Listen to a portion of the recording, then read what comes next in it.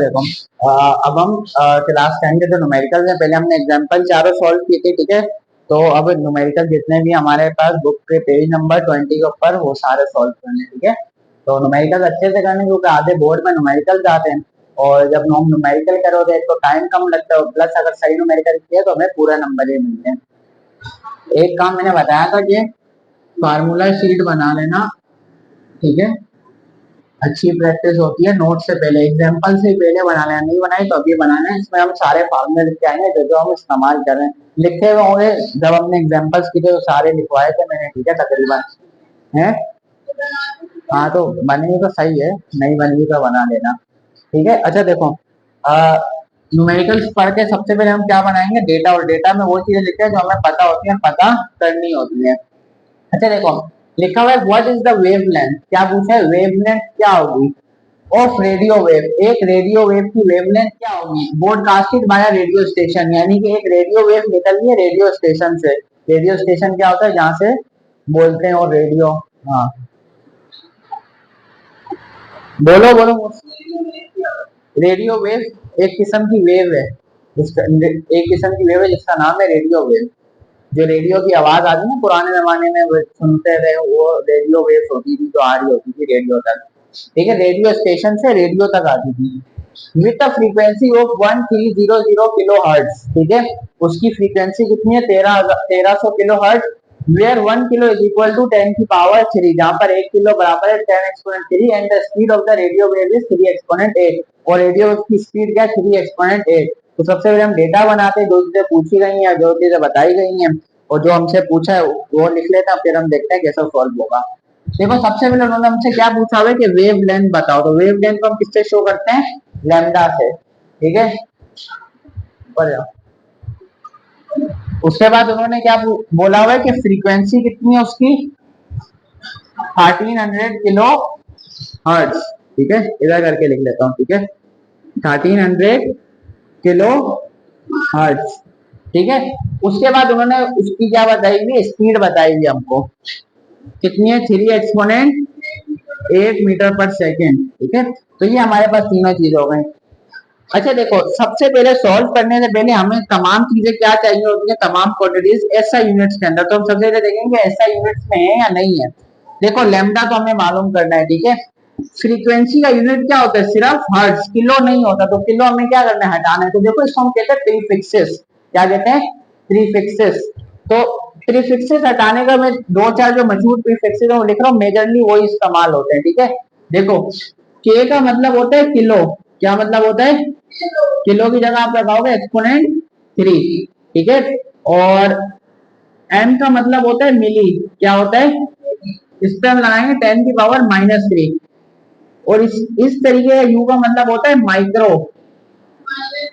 -6। तो ये इंपॉर्टेंट है, ये 3 या 4 या नैनो अगर हम पूछ लें, नैनो का मतलब होता है माइनस, हाँ तो वो सिंपल एन से शो करते हैं, ठीक है।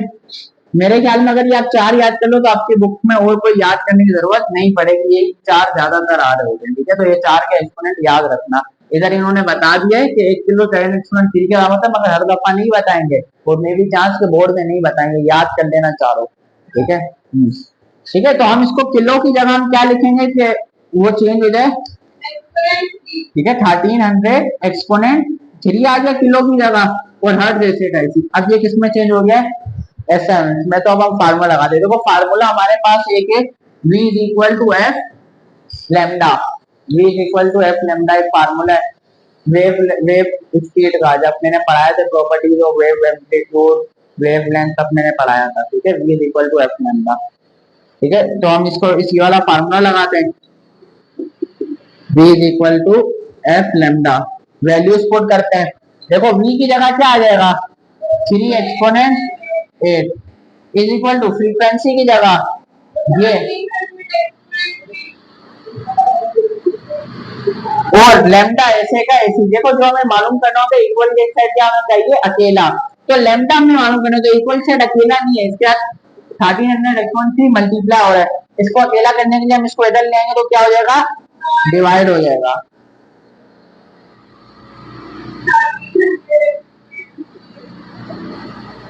अब कैलकुलेटर में डालो इसको, 3 एक्सपोनेंट 8 को डिवाइड करो 1300 एक्सपोनेंट 3 से, तो आपके पास आंसर आएगा 230.76। अच्छा, लेमडा का यूनिट क्या होता है? मीटर। लेमडा क्या? वेव की लेंथ, वेव लेंथ, ठीक है, इसका यूनिट क्या होता है? मीटर। नहीं आ रहा वेव लेंथ क्या होता है, तो मैंने पढ़ाया था, ठीक है, तो वीडियो से देख लेना या किसी के अपने क्लास में से समझ लो। ये न्यूमेरिकल नंबर 1 बिल्कुल आसान है, बड़े मंसूबों का माना ये, मतलब इसके बहुत सारे न्यूमेरिकल और चांस होते में जो चला है वो इसी फार्मूले से सॉल्व, वो इस चैप्टर से कंफर्म नहीं है, यहाँ तो इससे, यहाँ हमारे पास सिंपल पेंडुलम का जो टाइम पीरियड का फार्मूला है, ज्यादा चांस उसका है। अरे देखो हमारे पास दूसरा न्यूमेरिकल भी बिल्कुल इसी के तरीके का, ठीक है, तो कह रहे हैं द वेव, यानी कि एक वेव है जो मूव करी इन पाउंड, पाउंड का मतलब सैलाब, सैलाब में एक वाटर वेव मूव करिए, जब पत्थर फेंको तो वेव बनती है पानी में, तो उसकी बात करें। हैविंग अ वेव लेंथ, उसकी वेव लेंथ कितनी है? 1.6 metre and a frequency of 0.80 hertz, और उसकी फ्रीक्वेंसी कितनी है? 0.80 hertz. Calculate the speed of the water wave, water wave की क्या मालूम करो? स्पीड मालूम करो। तो डेटा में वो चीज है जो हमें पता होती है और पता करनी होती है। सबसे पहले उन्होंने देखो क्या बताया, हमने वेव लेंथ बताई है। वेव लेंथ हम किससे शो करते हैं? लैम्डा।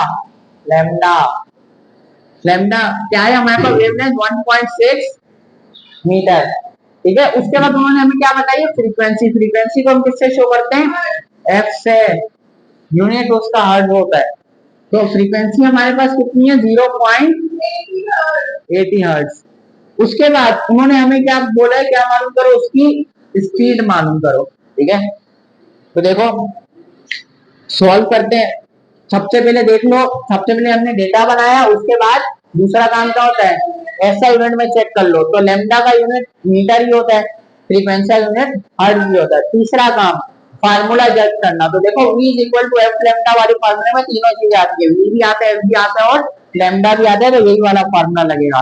तीसरा काम होगा फार्मूला, मतलब डिटरमाइन करना कौन सा फार्मूला लगेगा, ठीक है। तो v is equal to F lambda, ठीक है। v क्या है? ऐसे का ऐसे ही मालूम करना है। f क्या है? 0.80 और लेमडा क्या है? 1.6। तो अब क्या करना है? v मालूम करने के लिए हमने 0.80 को 1.6 से जब मल्टीप्लाई करेंगे तो हमारे पास आंसर क्या आ रहा है? कैलकुलेटर में कर लो, 1.28 मीटर पर सेकेंड, ठीक है। तो ये हमारे पास बिल्कुल जैसे वही फार्मूला था, सेम ऐसे चाहिए। इधर हमें वेलोसिटी दी हुई थी, इधर हमसे पूछी है। हाँ, जो समझ में आ गया वो आएगा इंशाल्लाह। अच्छा इधर देखो, कह रहे हैं if 50 waves pass through a point in a rope in 10 second, अगर एक रस्सी में से एक पॉइंट को अगर मैं देखूं, यानी कि एक पूरी रस्सी लो, ठीक है, उसमें से एक पॉइंट को अगर मैं देखता रहूं, ठीक है, तो कह रहे 50 वेव्स बन रही, पास हो रही है इस पॉइंट से, कितने? 10 सेकंड के अंदर 50 वेव्स, यानी कि 50 वेव रस्सी में बन रही है 10 सेकंड के अंदर, ठीक है। What are the frequency and the period of the wave, हमें क्या बताना है? उस वेव का टाइम पीरियड और उसकी फ्रीक्वेंसी। उसके बाद कह रहे अगर वेव लेंथ उसकी 8 सेंटीमीटर है, तो क्या बताओ? कैलकुलेट द वेव स्पीड, तो उसकी क्या मालूम करो? वेव स्पीड भी मालूम करो। तो डेटा बनाते हैं। देखो सबसे पहले उन्होंने हमें क्या, वेव लेंथ नहीं दी हुई है ना, वेव लेंथ तो एक वेव की है, रस्सी की लंबाई नहीं बताई। देखो क्या कह रहे हैं? 50 वेव्स हैं, ठीक है, तो नंबर ऑफ वेव्स कितनी है हमारे पास? 50, ठीक है। और टोटल टाइम कितना है हमारे पास? 10 सेकेंड, ठीक है। उन्होंने हमको क्या बोला कि फ्रीक्वेंसी मालूम करो, टाइम पीरियड मालूम करो, और अगर वेव लेंथ यानी कि लैम्डा 8 सेंटीमीटर है तो स्पीड भी मालूम करो, ठीक है। ये हमने क्या बना लिया? सारा डेटा बना लिया, ठीक है। अब देखो, देखो अगर मेरे को टाइम पीरियड चाहिए, क्या चाहिए? देखो टाइम पीरियड क्या होता है कि एक वेव को गुजरने में कितना टाइम लग रहा है, उसको हम कहते हैं टाइम पीरियड। मगर इन्होंने क्या बोला है, इन्होंने बोला 50 वेव 10 सेकंड में गुजर रही है, हमें एक वेव का तो टाइम पीरियड बताया ही नहीं है। ठीक है, तो एक वेव कितने सेकंड में गुजर रही होगी?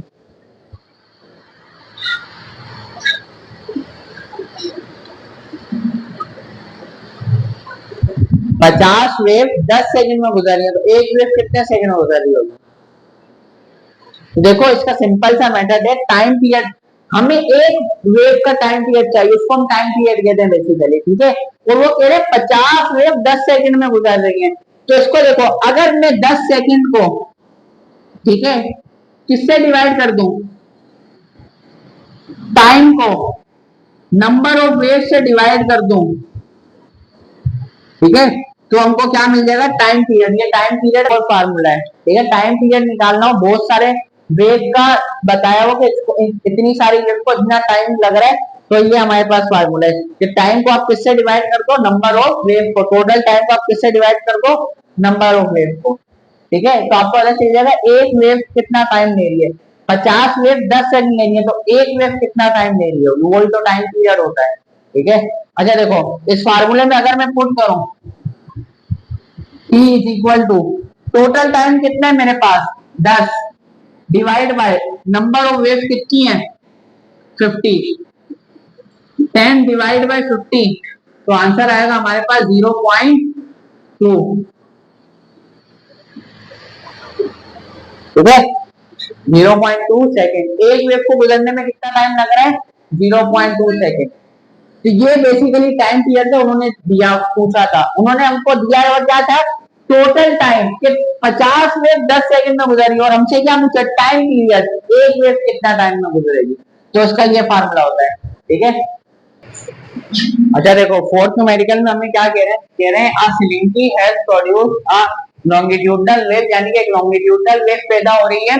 The wave travel with the speed of 40 centimetre per second, और वेव की स्पीड क्या है? 40 सेंटीमीटर पर सेकेंड। ठीक है, and the frequency of the wave is 20 hertz, और उसकी फ्रीक्वेंसी कितनी है? 20 hertz. What is the minimum separation between consecutive compression? इधर देखो, कंसेक्यूटिव कंप्रेशन के दरमियान उन्होंने मिनिमम डिस्टेंस पूछा है। देखो, एक लॉन्गिट्यूडनल वेव इस तरीके की होती है, ठीक है, इस तरीके की। अच्छा ये देखो, इस वाले हिस्से को जहां पर करीब करीब होते हैं पार्टिकल, उसको हम कहते हैं कंप्रेशन। क्या कहते हैं? और ये जो दूर दूर जहां पर दिखे उसको हम कहते हैं रिफ्रैक्शन। फिर दोबारा से कंप्रेशन। अच्छा देखो, वेव लेंथ क्या होती है बेसिकली? अगर हम ट्रांसफर वेव्स की बात करें, ठीक है, तो एक करस से लेकर दूसरे करस तक के फासले को हम क्या कहते हैं? लैम्डा। उस वेव की लंबाई, वेव लेंथ। और लॉन्गिट्यूडनल वेव में क्या कहते हैं? एक कंप्रेशन से लेकर दूसरे कंप्रेशन तक के फासले को हम लैम्डा कहते हैं। एक रिफ्रैक्शन से दूसरे रिफ्रैक्शन के फासले को हम लैम्डा कहते हैं। तो इन्होंने देखो अल्फाज बदले, बस हमसे पूछे मिनिमम वेव लेंथ बताओ कंसेक्यूटिव कंप्रेशन की। ठीक है, यानी कि मतलब सिर्फ वेव लेंथ पूछिए, मिनिमम डिस्टेंस बताओ, अल्फाज बदल दिए। आपको कॉन्सेप्ट आता होगा तो आपको पता चल जाएगा। मिनी कंप्रेशन के दरमियान मिनिमम डिस्टेंस को हम क्या कहते हैं? लैम्डा कहते हैं। वेव लेंथ कहते हैं लॉन्गिट्यूडनल वेव में। ठीक है, तो सबसे हम डेटा बनाते हैं, उसमें वो चीज देखिए तो हमें पता जो चीज हमें मालूम करनी है। तो देखो, सबसे पहले उन्होंने क्या बोला हुआ है? स्पीड बताई है, वेलोसिटी कितनी है? 40 सेंटीमीटर पर सेकेंड। उसके बाद उन्होंने हमें फ्रीक्वेंसी बताई हुई है, कितनी है? 20 हर्ट्ज। और हमसे क्या पूछा हुआ है? लैम्डा। डेटा, पहला काम होता है डेटा बनाना, दूसरा काम ऐसा यूनिट में चेंज करना अगर नहीं है तो। देखो, वेलोसिटी का यूनिट होता है मीटर पर सेकंड, सेंटीमीटर पर सेकंड नहीं होता। तो देखो, जब भी हमको सेंटीमीटर को मीटर में चेंज करना हो तो हम क्या करते हैं? Divide by 100। ठीक है, तो अगर मैं इसको 40 को डिवाइड कर दूं 100 से, तो आंसर आएगा 0.4। अब ये मीटर पर सेकंड में चेंज हो गया है। ठीक है, अब किसमें चेंज हो गया? मीटर पर सेकंड। सेंटीमीटर से, देखो सेकंड तो सही था, मीटर को हमने चेंज किया सेंटीमीटर को। सेंटीमीटर से मीटर में जाने के लिए 100 से हम डिवाइड करते हैं। ठीक है, अब सारे ऐसा यूनिट में होगा, फ्रीक्वेंसी के यूनिट हर्ट्ज भी होता है। दो काम होगा। तीसरा काम फार्मूला जज करना। तो इसमें फार्मूला कौन सा लगता हुआ दिख रहा है? वही जो हम लगाते हुए आ रहे हैं। ठीक है, v is equal to F lambda delta नहीं होता, लेमडा होता है, ठीक है। तो इसमें पुट करते, देखो v की जगह क्या आ जाएगा हमारे पास 0.4 इज इक्वल टू फ्रीक्वेंसी की जगह 20 और लेमडा ऐसे का ऐसे ही, जो मालूम करना वो इक्वल के साइड क्या होना चाहिए, अकेला, ठीक है। तो लेमडा इधर ऐसे का ऐसे ही रहा, 0.4 ऐसे ही रहा, 20 या मल्टीप्लाई हो तो लेमडा के साथ इधर आकर क्या हो जाएगा, डिवाइड। 0.4 को जब आप 20 से डिवाइड करोगे तो लेमडा का आंसर आएगा हमारे पास, करो सेंटीमीटर में 0.02। लेमडा का यूनिट क्या होता है, मीटर, एक लंबाई है लेमडा, वेव की लंबाई, ठीक है। तो ये हमारे पास क्वेश्चन नंबर 4 सॉल्व होगा। अच्छा इधर देखो, कह रहे हैं suppose a student generating wave in a slinky, the student head makes one complete back and front oscillation in 0.40 second. कह रहे हैं एक स्टूडेंट क्या बना रहा है, एक वेव बना रहा है, ठीक है, और उसका हाथ जो है वो, देखो अगर मैं हाथ को करूं तो फ्रंट एंड बैक मोशन यानी कि ऊपर से नीचे कितने सेकंड में जा रहा है, 0.4 सेकंड में, यानी कि बैक एंड फ्रंट ऊपर से ही नीचे, ठीक है, कितने सेकंड में जा रहा है, 0.4 सेकंड में। द वेवलेंथ इन द स्लिंगी, हाँ 4 या 40 एक ही बात है, एंड में जीरो लगाओ नहीं लगाओ कोई फर्क नहीं पड़ता। The wavelength in the slinky 0.60 metre, उसकी वेवलेंथ कितनी है, 0.6 metre. For this wave determine period and frequency, इस वेव के लिए क्या मालूम करो, टाइम पीरियड और फ्रीक्वेंसी, और उसके बाद कह रहे वेव स्पीड भी मालूम करो। अच्छा देखो, सबसे पहले डेटा बनाते उसमें वो चीज लिखते हैं हमें पता और पता, हाँ भाई एक स्टूडेंट क्या बना रहे, एक स्लिंगी में समझो रस्सी नुमा चीज होती है, ठीक है, क्या कर रहे हैं उसमें एक वेव बना रहे, वेव कैसे बनेगी, देखो वेव इस तरह बनी है, आप रस्सी को जब यूं झटकते हो तो वेव बनती है ना उसमें इस तरीके की, यूं रस्सी पकड़े यूं झटकोगे तो वेव यूं बनती ही जाएगी आगे की तरफ, तो कह रहे हैं वो बना रहे हैं। और उसका स्टूडेंट का जो हाथ है ना ऊपर से लेकर नीचे तक, फ्रंट एंड बैक मोशन, ऊपर से नीचे तक कितने सेकंड में जा रहे हैं, 0.4 सेकंड के अंदर, और उसकी वेव की जो वेव बन रही है उसकी वेवलेंथ कितनी है, 0.6 मीटर। आपने क्या बताना है, टाइम पीरियड, फ्रीक्वेंसी और वेवलेंथ बतानी है। अच्छा डेटा में देखो, एंड का 0.6 मीटर पर है, 0.60 मीटर, एक ही बात है। एंड में अगर पॉइंट में, अगर एंड में जीरो लगा हो तो पढ़ने की जरूरत नहीं है, मगर पढ़ लो अगर कंफ्यूजन से बचना है तो, ठीक है। अच्छा देखो डेटा में हम सबसे पहले क्या लिखते हैं, देखो इधर देखो, सबसे पहले हमने वेवलेंथ दी है लैम्डा कितनी, 0.60 मीटर। अच्छा देखो इन्होंने हमसे टाइम पीरियड पूछा है, मगर इन्होंने खुद हमें टाइम पीरियड बता दिया, देखो कैसे, वो कह रहे हैं सूर्य का जो हाथ है, ये देखो फर्ज करो ये रस्सी है, जब वो ऊपर से नीचे गया तो उसने क्या बनाई, वेव प्रोड्यूस की, ठीक है, तो उस वेव को कितना टाइम लगा प्रोड्यूस होने में, 0.4 सेकेंड। वो हाथ का जो बेसिकली टाइम पीरियड है वही वेव का टाइम पीरियड है, समझ आई। देखो जितना हाथ में टाइम लगा उतना ही टाइम में तो वेव बनी होगी, ठीक है, तो उसको हम क्या कहेंगे, वो उन्होंने टाइम पीरियड पूछा मगर उन्होंने खुद बता दिया कि भाई बैक एंड फ्रंट मोशन जो हाथ का कर रहे हैं वो 0.4 सेकेंड है, तो टाइम पीरियड उन्होंने, हाँ ताकि आप कॉन्सेप्ट समझ जाओ, समझ आई, वो मालूम करें ताकि आप कॉन्सेप्ट आ, अब जिसको ये नहीं आता होगा कि भाई उतना ही टाइम लगा होगा, वो टाइम पीरियड सोच रहा होगा कैसे निकालू, बताइए। टाइम पीरियड आ गया, टाइम पीरियड तो हमें मालूम हो गया, हमने क्या मालूम करना है फर्दर, फ्रीक्वेंसी और वेव स्पीड, ठीक है। तो फर्स्ट फॉर फ्रीक्वेंसी, सबसे पहले हम क्या मालूम करते हैं, फ्रीक्वेंसी,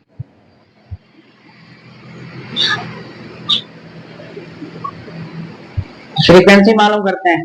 तो देखो फ्रीक्वेंसी मालूम करने के लिए हमारे पास एक फार्मूला है कि फ्रीक्वेंसी जब भी आपको मालूम करना वो किसका इन्वर्स होती है, टाइम पीरियड का, ठीक है, फार्मूला शीट बना लेना, वो मिटा दिए मैंने। फ्रीक्वेंसी की जगह क्या आएगा, ऐसे का ऐसे क्योंकि वो हमें मालूम करनी है, 1 आवर टी, टी की जगह क्या आएगा 0.40, तो 1 डिवाइड बाई 0.40 करो, देखो क्या आंसर आ रहा है 2.5, और फ्रीक्वेंसी का यूनिट हर्ट्ज, ठीक है। सही है, हमारे पास फ्रीक्वेंसी मालूम है, क्या सवाल खत्म नहीं, उन्होंने हमें क्या था, क्या बताना करो, वेव स्पीड वेव।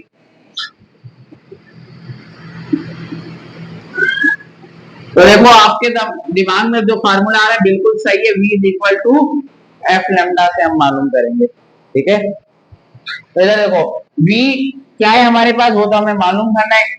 f क्या है हमारे पास 2.5 और लेमडा क्या है 0.60। v is equal to 2.5 multiply by 0.60। देखो कैलकुलेटर में क्या आंसर आ रहा है,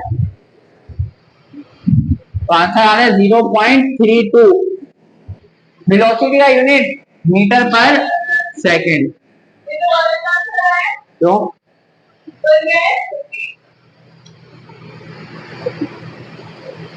क्या गलत आंसर है कैलकुलेटर क्या, वो तो टाइम पीरियड था, ये तो वेलोसिटी है। टाइम और वेलोसिटी में फर्क नहीं है। क्या हो गया, वो तो टाइम पीरियड पूछा तो हमने निकाल लिया। क्या पूछी है ना, वेव स्पीड पूछी नहीं है। लिखा अच्छा लिखा हुआ is 80 compression pass through a point in a spring in 20 second. यानी कि एक स्प्रिंग में से 80 कंप्रेशन गुजर रहे हैं। 80 कंप्रेशन का मतलब समझो 80 वेव गुजर रही हैं। कंप्रेशन और रिफ्लेक्शन मतलब लॉन्गिट्यूडनल वेव की बात हो रही है। ठीक है, 80 कंप्रेशन गुजर रहे हैं यानी कि 80 वेव गुजर रही है। ठीक है, बेसिकली इसका ये मतलब कितने सेकंड में, 20 सेकंड में। If two consecutive compression are 8 centimetre apart, अगर दो कंप्रेशन के दरमियान 8 सेंटीमीटर का डिफरेंस यानी कि लेमडा दिया हुआ, अभी मैंने समझाया था। ठीक है, कैलकुलेट द वेव स्पीड, आपसे क्या मालूम करनी है, वेव स्पीड। अच्छा देखो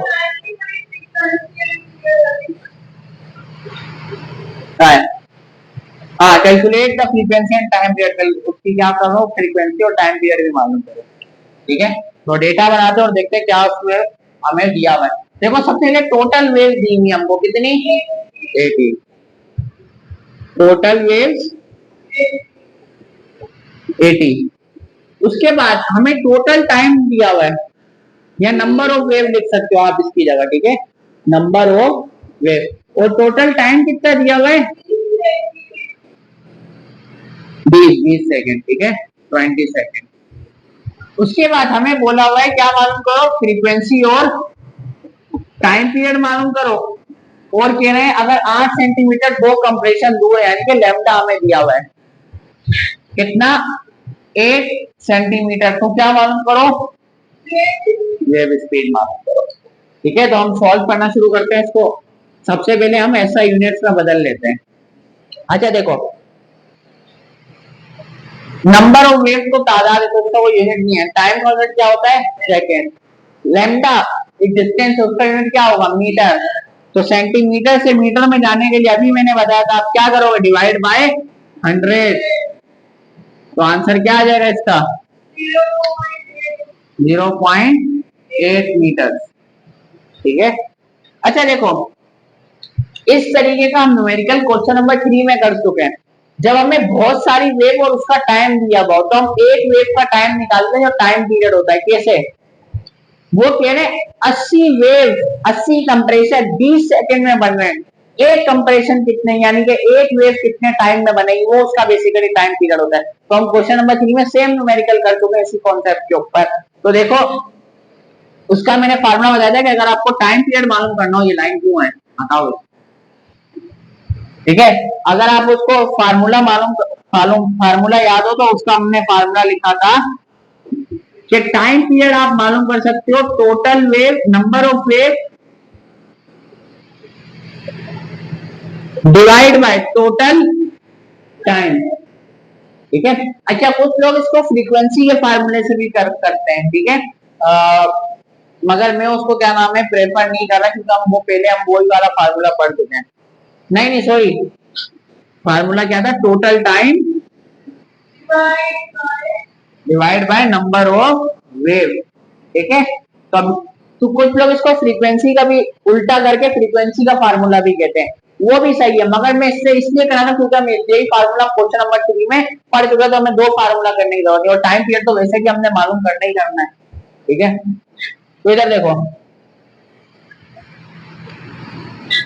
टी इजिकल टोटल टाइम कितना है हमारे पास, और number of wave 80, 20 divide by 80 is equal to 0.25 second. ठीक है, 0.25 सेकेंड। ये क्या हो गया, एक वेव का टाइम आ गया, यानी कि हमें क्या पता चल गया, टाइम पीरियड। जब टाइम पीरियड पता है तो हम क्या मालूम कर सकते हैं, फ्रीक्वेंसी। फ्रीक्वेंसी का क्या फॉर्मूला था, 1 डिवाइड बाय टी। ठीक है, तो आप क्या करो, फ्रीक्वेंसी जैसे कि ऐसे ही 1 डिवाइड बाय टी हमारे पास क्या है, 0.25। 1 डिवाइड बाय 0.25 कैलकुलेटर में डालो, क्या आंसर आ रहा है, आंसर आएगा हमारे पास 4। ठीक है, 4 हर्ट्ज। यूनिट क्या है उसका, हर्ट्ज, फ्रीक्वेंसी का। तो फ्रीक्वेंसी भी मालूम है। अब हमने क्या मालूम करना है, वेव स्पीड और वेव स्पीड। ठीक है, वेव स्पीड का फार्मूला क्या है हमारे पास, v is equal to F lambda. ठीक है, v क्या है, ऐसे ऐसे का ऐसे v तो हमने मालूम। फ्रीक्वेंसी क्या है 4, लैम्डा क्या है 0.4 multiply by 0.8 is equal to 0.32।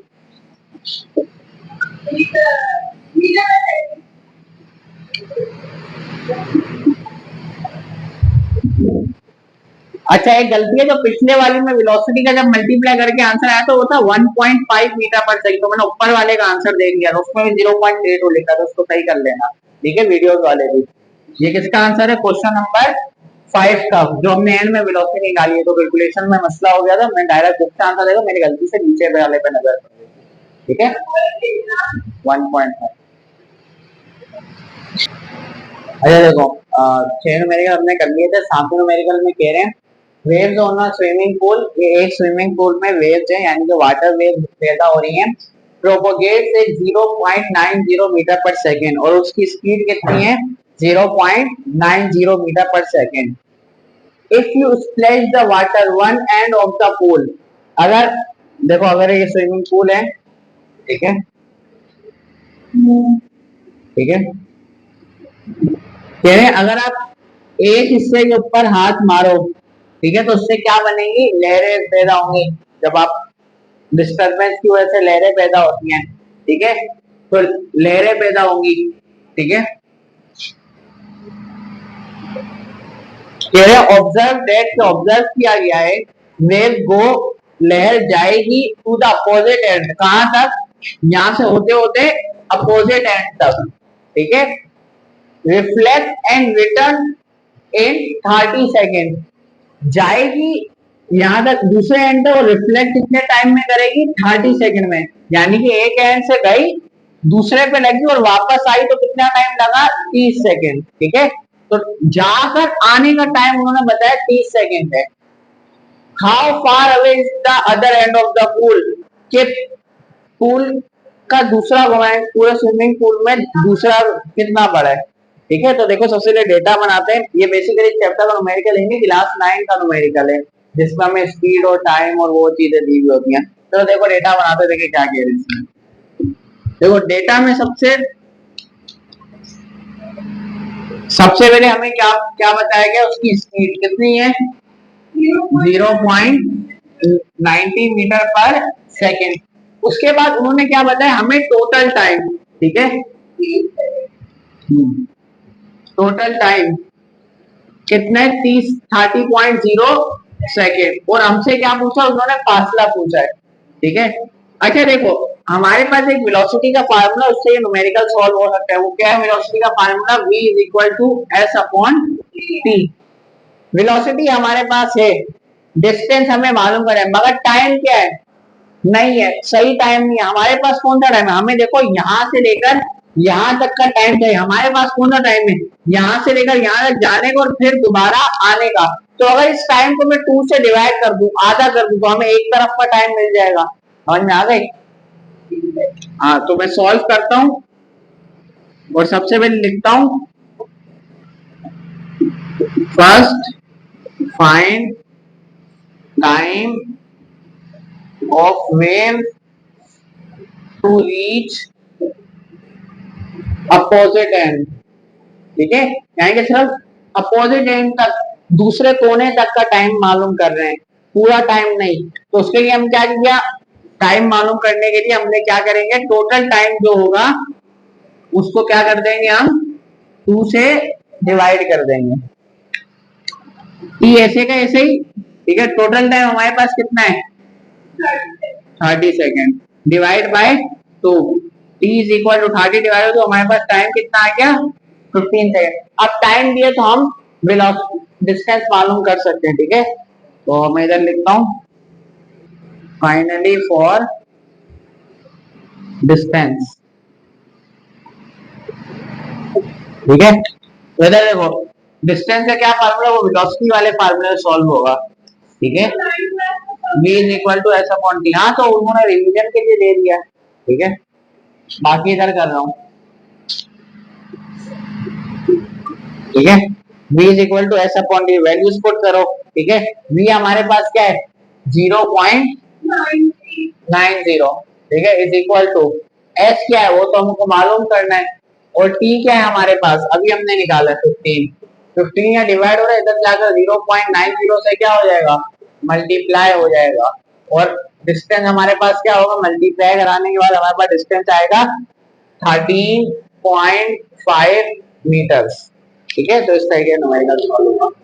अक्सर बच्चे पता है क्या कंफ्यूज करेंगे, वो भी is equal to f lambda वाले तरीके से सोच रहे होंगे कैसे होगा, मगर ये क्लास 9 वाले कॉन्सेप्ट के ऊपर बेस्ड कर रहा है। क्लियर है? अगर देखो न्यूमेरिकल नंबर 8 में कह रहे हैं सिंपल ऑक्सीलेटिंग पेंडुलम, अब पेंडुलम वाला न्यूमेरिकल आ गया। ठीक है, तो पेंडुलम वाले न्यूमेरिकल का याद होना चाहिए हमारे पास एक ही formula, t is equal to 2 pi under root l upon g, time period of pendulum का फार्मूला है। कह रहे हैं एक पेंडुलम ऑक्सीलेट कर रहा है, यानी कि वाइब्रेटरी मोशन कर रहा है, has a length of 0.80 centimetre, और उस पेंडुलम की जो लंबाई जो है वो कितनी है, 0.80 सेंटीमीटर। कैलकुलेट, मालूम करो उसका क्या, टाइम पीरियड और उसकी फ्रीक्वेंसी, जब जी की वैल्यू क्या 9.8। ठीक है, तो इधर देखो सबसे पहले हम डेटा बनाते हैं, उन्होंने हमें क्या दिया हुआ है, तो उन्होंने सबसे पहले हमें लेंथ बताई हुई है, तो लेंथ कितनी है, 0.80 सेंटीमीटर। उसका उन्होंने जी भी बताया हमें कितना है, 9.8 मीटर पर सेकंड। तो हमसे क्या पूछा है, टाइम पीरियड और फ्रीक्वेंसी। अच्छा देखो, पहला काम डेटा बनाना, दूसरा काम ऐसा यूनिट में चेंज करना। तो लेंथ का ऐसा यूनिट क्या होता है, मीटर, इन्होंने क्या दिया है, सेंटीमीटर। तो मैंने बताया था सेंटीमीटर से मीटर में जाने के लिए दी गई वैल्यू को 100 से आप क्या कर दोगे, डिवाइड। जब आप इसको 100 से डिवाइड करोगे तो क्या आंसर आएगा, 0.0080 मीटर। ठीक है, बस अब असाइनमेंट में क्या फार्मूला चेंज करो। देखो टाइम पीरियड का पेंडुलम का एक फार्मूला होता है पूरे चैप्टर में, 2 pi under root l upon g। ठीक है, हमने ये पढ़ा था, वाहिद फार्मूला किसका, पेंडुलम का। ठीक है, तो यही फार्मूला लगाते हैं, time period p is equal to 2 pi under root l upon g, या l स्मॉल लिखो। ठीक है, वैल्यूज पुट करो, t इज इक्वल टू 2, ऐसे कैसे, पाई की जगह, पाई की वैल्यू क्या होती है, 3.142, अंडर रूट एल की जगह 0. और जी की जगह 9.8।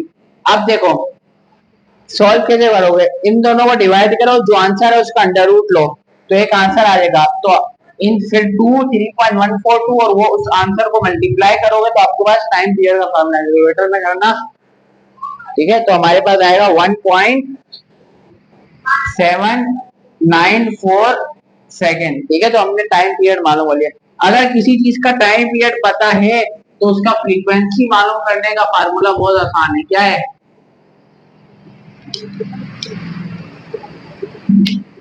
फ्रीक्वेंसी मालूम करना 1 डिवाइड बाय टाइम पीरियड। ठीक है, frequency is equal to 1 divide by t, क्या है 1.794 जब आप इसको डिवाइड करोगे तो आपके पास फ्रीक्वेंसी का जवाब आएगा 0.557 हर्ट्ज। ठीक है, तो हमारे पास सारे न्यूमेरिकल क्या हो गए, कंप्लीटेड, और ये चैप्टर भी क्या हो गया, कंप्लीटेड। सबसे पहले हमने सारी थ्योरी पढ़ी, फिर सारे वर्क एग्जांपल पढ़ी, और अब सारे न्यूमेरिकल भी पढ़ लिए, और अब इस चैप्टर में कुछ बाकी नहीं है पढ़ने को। ठीक है, तो हमारे पास न्यूमेरिकल सॉल्व हो